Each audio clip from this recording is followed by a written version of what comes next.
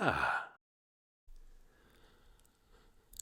hello and welcome to Sonnets for Sleep, where we will be slowly whispering our way through the wonderful works of William Shakespeare.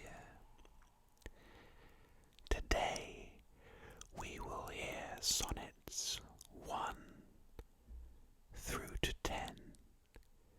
So sit back, lie back, close your eyes, and enjoy the prose of the legendary William Shakespeare.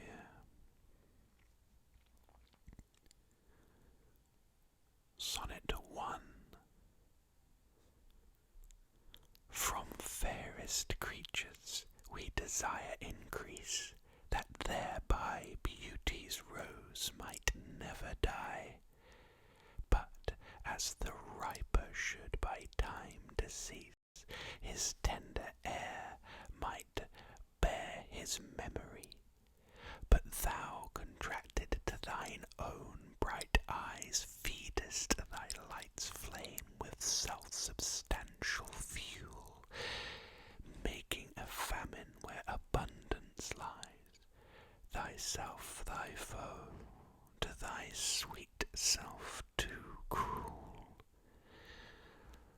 Thou that art now the world's fresh ornament, and only herald to the gaudy spring, within thine own bud buryest thy content, and, tender churl, makest waste in niggarding. Pity the world, or else this glutton be, to eat the world's due by the grave and thee. Sonnet number 2. When 40 winters shall besiege thy brow, and dig deep trenches in thy beauty's field, thy youth's proud livery, so gazed on now, will be a dotted weed of small worth held. Then being asked where all thy beauty lies, where all the treasure of thy lusty days, to say within thine own deep sunken eyes were an all-eating shame and a thriftless praise, how much more praise deserved thy beauty's use, if thou couldst answer, this fair child of mine shall sum my count and make my old excuse, proving his beauty by succession thine. This were to be new made when thou art old, and see thy blood warm when thou feelest it cold. Sonnet 3. Look in thy glass, and tell the face thou viewest, now is the time that face should form another, whose fresh repair if now thou not renewest, thou dost beguile the world, unbless some mother. For where is she so fair, whose uneared womb disdains the tillage of thy husbandry? Or who is he so fond will be the doom of his self-love to stop posterity? Thou art thy mother's glass, and she in thee calls back the lovely April of her prime, so thou through windows of thine age shalt see, but if thou live remembered not to be, die single, and thine image dies with thee.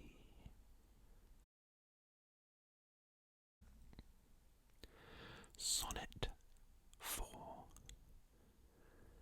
Unthrifty loveliness, why dost thou spend upon thyself thy beauty's legacy? Nature's bequest gives nothing but doth lend, and being frank she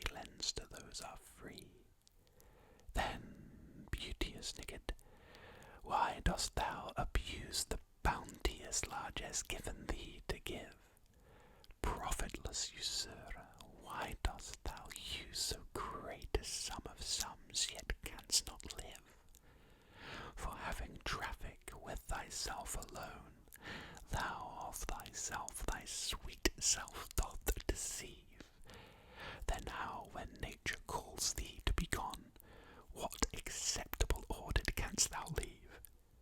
Thy unused beauty must be doomed with thee, which, used, lives the executor to be.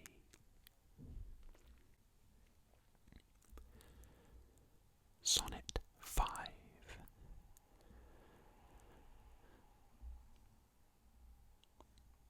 Those hours that with gentle work did frame the lovely gaze where every eye doth dwell, will play the tyrants to the very same, and that unfair which fairly doth excel. For never resting time leads summer on to hideous winter, and confounds him there.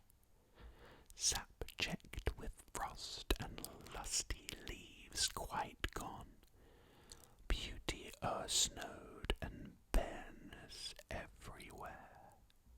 Then were not summer's distillation left, a liquid prisoner pent in walls of glass. Beauty's effect with beauty were bereft, nor it nor no remembrance where it was, but flowers distilled, though they with winters meet, least but their show, their substance still lives sweet.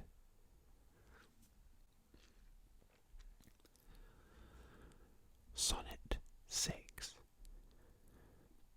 Then let not winter's ragged hand efface in thee thy summer ere thou be distilled.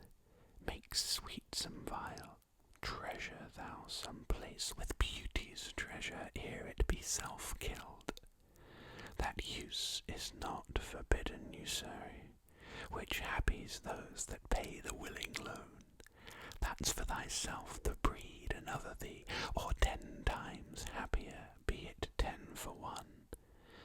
10 times thyself were happier than thou art, if 10 of thine 10 times refigured thee. Then what could death do if thou shouldest depart, leaving thee living in posterity? Be not self-willed, for thou art much too fair to be death's conquest, and make worms thine heir. Sonnet 7. Lo, in the orient when the gracious light lifts up his burning head, each under eye doth homage to his new appearing sight, serving with looks his sacred majesty, and having climbed the steep up heavenly hill, resembling strong youth in his middle age, yet mortal looks adore his beauty still, attending on his golden pilgrimage. But when from highmost pitch, with weary car, like feeble age he reeleth from the day, the eyes, for duteous, now converted are from his low tract, and look another way. So thou, thyself outgoing in thy noon, unlooked on diest, unless thou get a sun.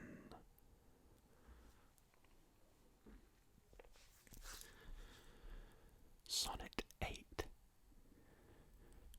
Music to hear, why hearest thou music sadly? Sweets with sweets warn not, joy delights in joy.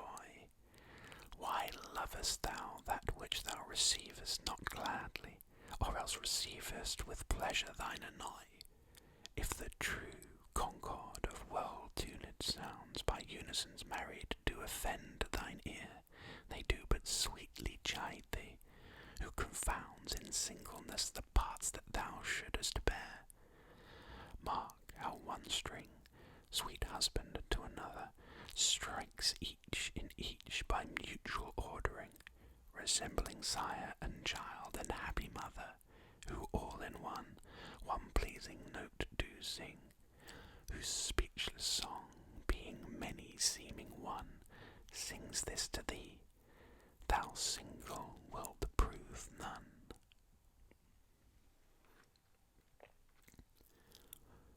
Sonnet 9. Is it for fear to wet a widow's eye that thou consumest thyself in single life? Ah, if thou issueless shalt hap to die, the world will wail thee like a meekless wife. The world will be thy widow and still weep that thou no form of thee hast left behind, when every private widow well may keep by children's eyes her husband's shape in mind. Look what an unthrift in the world doth spend, shifts but his place, for still the world enjoys it.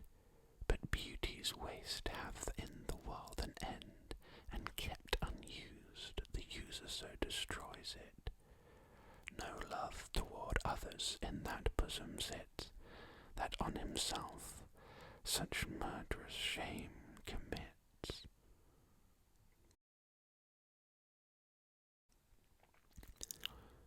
Sonnet 10.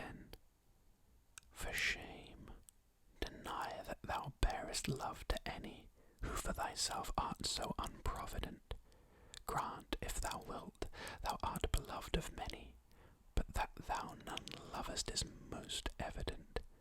For thou art so possessed with murderous hate, that against thyself thou stickest not to conspire, seeking that beauteous roof to ruinate, which to repair should be thy chief desire.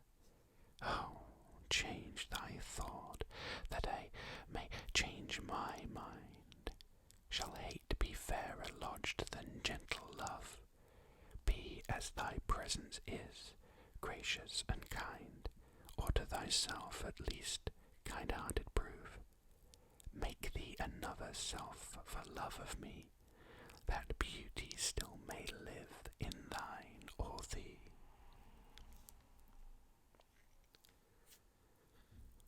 Thank you for joining me for this read-through of Sonnets 1 to 10.